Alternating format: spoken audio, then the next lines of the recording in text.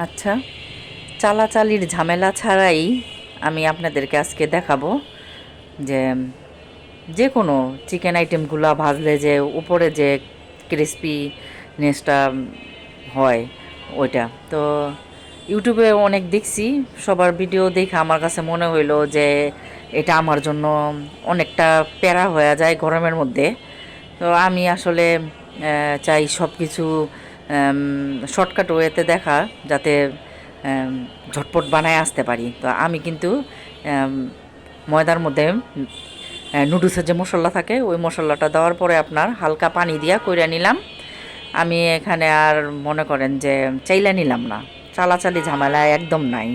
আর ওই পাশের বাটিটার মধ্যে আপনার ময়দা কর্নফ্লাওয়ার গোলায়া ওখানে ডিপ করে এখানে ময়দাতে গড়ায় নিলাম। দেন আপনার এখন গরম তেলে ভাইজা নিব একে একে। হয়ে গেল। কি আবার একটা চালনি বের করব, আবার এই ময়দাটারে আবার চালবো, আসলে অত কাহিনী আমার ভালোই লাগে না।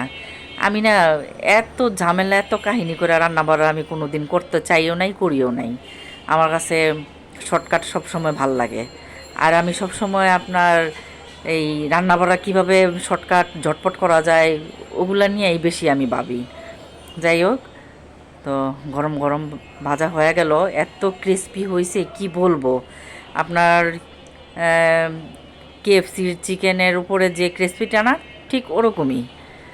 তো অনেক